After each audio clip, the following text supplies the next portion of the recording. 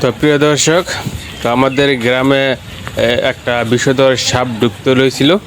তো ঢুকার আগেই গ্রামবাসীরা মেরে ফেলেছে। তো আমি সেখানেই যাচ্ছি সাপটা দেখার জন্য। তো সঙ্গে থাকবেন। তো আমি কাছাকাছি চলে আসছি। খুবই বিষধর সাপ, ওই যে এখানে মেরে ফেলেছে। তুমি দেখাইবে আমার। তো আমি জানি না, যে জানাইছে আমার এই যে বড় মেয়ে, তো ও দেখাইছে যে এখানে একটা সাপ মেরে ফেলছে। তো আমিও কৌতূহল বশত কত বড় সাপ গেছি। দেখুন এই সাপটা কিন্তু এখানে অলরেডি মারা গেছে। সাপটা কিন্তু মোটামুটি 3-4 হাত লম্বা হবে।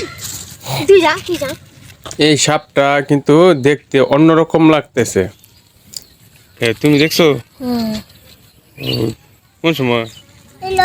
তো দেখুন এই সাপটা মারা গেছে। সাপের মধ্যে কিন্তু মাছি, পিঁপড়া টিপড়া আসছে এটাকে খাওয়ার জন্য। ডরাইছ? হ্যাঁ, লাইভে দেখছো কত বড় সাপ? হ্যাঁ, এই লাইভে দেখো কত বড়, দেখছো? কান্না ডরাইছে নি? বাবা রে বাবা, লাইভে ডরাও নাই? দেখো, দেখছো? এই কামড় দেবো, দেখো দেখছো কত বড়? এই যাও যাও যাও যাও যাও যাও। এই কি খাইতাছে? পুরলাই হ্যাঁ, এই দেখছো? যাও কোনটা? ইস দেখুন সাপটা কত বড়। মোটামুটি 3 থেকে 3.5 হাত হবে সাপটা। কিন্তু সাপটা কিন্তু বিষধর সাপই, যেটাকে আমরা বলি জাতিলা সাপ। খুবই লম্বা। যারা মেরে ফেলছে তারা ভালো কাজই করছে। না হলে গ্রামের ছোট ছোট শিশুরা আছে, আবার মানুষকে কামড় দিয়ে মেরে ফেলতো। তো এখানে সাপ দেখতে আসছে। আমি লাইভে গেছিলাম, লাইভের আম্মু গেছিল, লাইভের আপু গেছিল।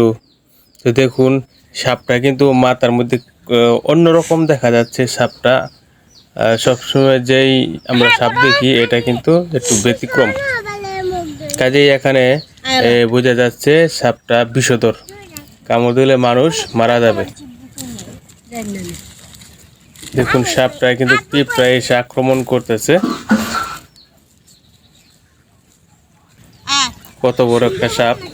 মূলত এই যারা এই সাপটা মারছে তারা মাথা এবং মাথার নিচে, মাথা ও মাথার নিচে আক্রমণ করছে বা বাড়ি দিছে কিছু দিয়ে। দেখুন এখানে কিন্তু একটা চিহ্ন আছে, যে সাধারণ সাপের উপরে এই চিহ্নগুলো থাকে না। এখানেই এই মাথার নিচেই বাড়িটা দিছে। তাই এই যে দেখুন এখানে কিন্তু অনেক জঙ্গলের মতো গাছপালা আছে বেশি, তাই এখানে সাপও থাকার সম্ভাবনা বেশি। এখানে যে গাছপালা, এখানে সাপগুলো থাকার সম্ভাবনাই বেশি। তো যাই হোক প্রিয় দর্শক, আপনারা সতর্ক থাকবেন, আপনাদের বাড়িঘর পরিষ্কার রাখবেন।